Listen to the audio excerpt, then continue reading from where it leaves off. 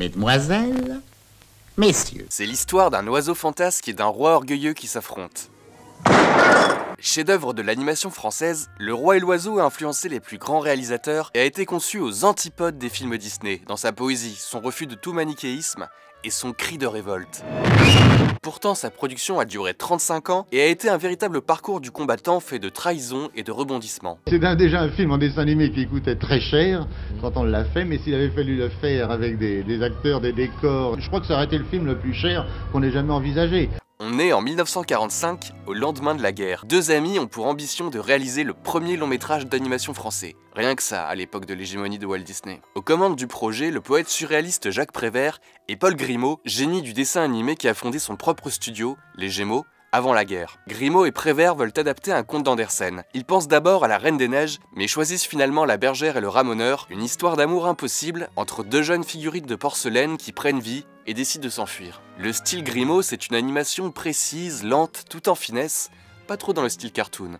Il est influencé par les gravures médiévales, Durer notamment. Quant au truculent oiseau, il est inspiré du Baron Mollet, figure littéraire excentrique et ami d'Apollinaire, mais aussi du comédien Pierre Brasseur pour sa gestuelle. Bien entendu, monsieur. Les Gémeaux emploient une vingtaine de personnes qui ont déjà travaillé sur des courts-métrages. Mais là, le projet est beaucoup trop ambitieux pour l'équipe. 24 dessins par seconde pour un film d'1 heure et demie, soit à peu près 130 000 dessins à réaliser. Les retards s'accumulent et les difficultés financières s'annoncent. C'est un studio, on va dire, artisanal. Grimaud a suivi une école de dessin. Il a fait des dessins dans des ateliers de décoration, dans des ateliers de meubles, pour la publicité. Prévert est autodidacte. Ils ont envie de parler de choses qui les touchent, de mettre sur le devant de la scène les petites gens, comme on dit, les choses du quotidien, et de proposer ce qui va devenir une fable sociale, politique en quelque sorte, loin des niaiseries qu'on peut peut-être trouver à l'époque dans le cinéma d'animation. Pour sauver le projet de la faillite, le producteur André Sarru se rend aux États-Unis et rencontre des cadres de Disney. Il revient avec de nouvelles idées. Il demande à Grimaud et Prévert de rajouter quelques séquences comiques, de pratiquer quelques coupures ici et là, pour que le film soit plus grand public. Mais Grimaud et Prévert sentent que leur œuvre est en train de leur échapper. Ils sont finalement écartés de la production. La Bergère et le Ramoneur est terminé sans leur accord et sort dans les salles en 1953. Grimaud et Prévert entament alors un long combat judiciaire et sont finalement reconnus comme les co-auteurs du film en 1959. En 1966, Paul Grimaud profite d'une vente aux enchères pour racheter les éléments du film. Les deux amis relancent le projet avec un scénario un peu différent. Ils se concentrent désormais sur la rivalité entre l'oiseau et le cruel despote Charles V et 3 font 8 et 8 font 16 de tachycardie.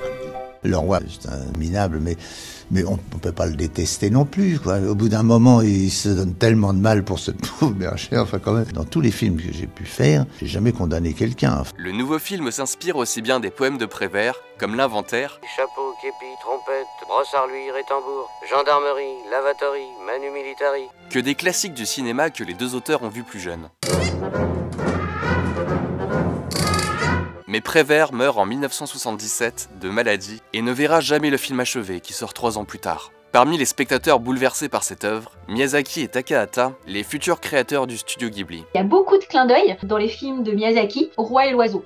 Il y a la construction des châteaux, que ça soit dans le château de Cagliostro, que ça soit dans le château dans le ciel. Il y a aussi des similitudes thématiques, l'attention qu'on va accorder à la nature, le respect du règne animal, le respect du règne végétal, les enfants qui s'aiment. Le 19 mars 1980, lors de la première projection publique du film, Paul Grimaud laisse un fauteuil vide à côté de lui, en hommage à son ami disparu.